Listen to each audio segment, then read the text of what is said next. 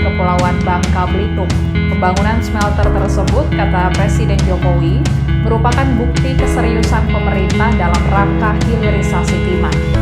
Setelah hilirisasi nikel, pemerintah terus mendorong hilirisasi bahan tambang lainnya di antaranya timah dan bauksit.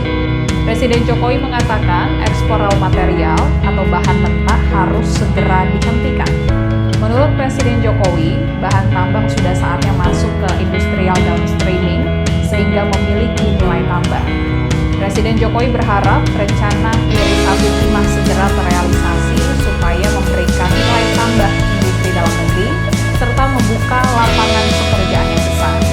Pemerintah saat ini sedang menghitung kapan waktu yang tepat dan memastikan kesiapan smelter, baik milik BUMN maupun swasta, sebelum menghentikan ekspor bahan mentah timah dan memulai hilirisasi timah.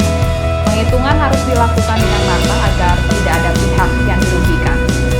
Hari ini saya melihat smelter baru yang dimiliki oleh PT Timah ini menunjukkan keseriusan kita dalam rangka hilirisasi timah. Dan nikel sudah timah, bauksit, semuanya akan saya ikuti dan ini nanti akan selesai November. Dan kita harapkan pergerakan hilirisasi di timah dan segera mengikuti seperti yang kita lakukan di nikel. Progres pembangunan pelabuhan Tanjung Ular di Provinsi Bangka Belitung sudah selesai 99%, tinggal finishing akhir. Dan kita harapkan dengan pelabuhan Tanjung Ular ini di mobilitas barang, utamanya CPO, utamanya timah bisa melalui pelabuhan Tanjung Ular ini sehingga ada daya saing yang baik bagi produk-produk baik yang berasal dari Kabupaten Bangka Barat maupun Provinsi Bangka Belitung. Presiden Joko Widodo memastikan akan segera menghentikan ekspor biji timah. Langkah tersebut dilakukan untuk memperkuat hilirisasi bahan tambang di dalam negeri agar memberikan nilai tambah bagi Indonesia.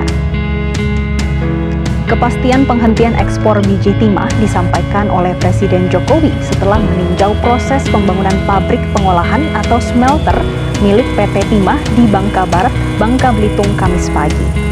Menurut Presiden Jokowi, pemerintah saat ini tengah melakukan penghitungan agar keputusan tersebut tidak merugikan pihak manapun. Presiden menilai berbagai persiapan yang dilakukan korporasi, baik BUMN maupun swasta, sudah sangat bagus, sehingga dipastikan dapat memberikan banyak nilai tambah bagi Indonesia. PT Timah Tbk telah memulai pembangunan smelter timah baru di Muntok, Bangka Barat. Pabrik itu nantinya menggunakan teknologi di bidang pemurnian dan pengolahan timah, yakni EPCC KSL Finance Ausmelt. Proyek pembangunan smelter baru merupakan arahan dari pemerintah selaku pemegang saham mayoritas perusahaan. Pemerintah meminta perusahaan yang memiliki kode saham TINS itu untuk terus mengembangkan fasilitas pengolahan produk hilir tambang mineral. TINS merupakan perusahaan yang menjadi bagian holding pertambangan pemerintah melalui Mining Industry Indonesia atau MIND. Smelter baru TINS nantinya memiliki kapasitas produksi sebesar 40.000 ton. Perusahaan bekerja sama dengan PT Wijaya Karya Tbk untuk menggarap proyek itu. Waktu pengerjaan smelter diperkirakan sekitar 19 bulan sejak peletakan batu pertama. Manajemen TINS memerlukan dana investasi sebesar 80 juta dolar Amerika untuk proyek smelter. Pendanaan itu berasal dari skema pinjaman perbankan serta Export Credit Agency atau ECA.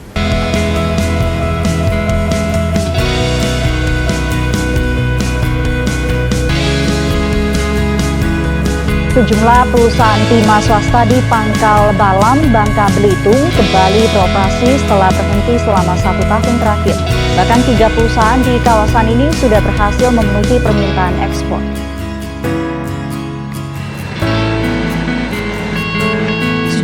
perusahaan timah swasta akhirnya kembali beroperasi setelah sempat terhenti selama hampir 1 tahun. 3 diantaranya bahkan sudah melakukan ekspor. Beroperasinya kembali perusahaan peleburan timah atau smelter swasta ini ditandai dengan kembalinya aktivitas perdagangan timah murni batangan pada bursa ICDX, serta secara otomatis menghidupkan kembali pusat logistik berikat atau PLB ekspor Pangkal Balam, Pangkal Pinang, Bangka Belitung. Sebelumnya pemerintah sempat membekukan PLB ekspor ini karena tidak beraktivitas lebih dari 6 bulan. Pelabuhan Pangkal Balam mencatat hingga 17 November 2019 ekspor timah murni batangan oleh 3 perusahaan swasta mencapai 14 kontainer dengan volume 351,306 metrik ton. Perusahaan timah swasta ini mengekspor timah murni batangan melalui 2 bursa dalam negeri dan diharapkan dapat diikuti 27 smelter swasta lainnya.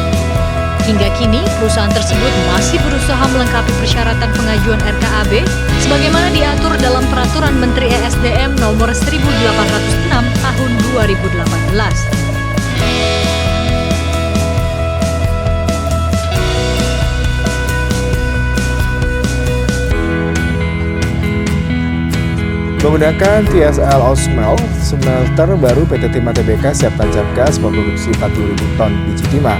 Smelter yang akan diresmikan Presiden Joko Widodo ini merupakan yang pertama di Asia Tenggara yang menggunakan teknologi TSL Osmel.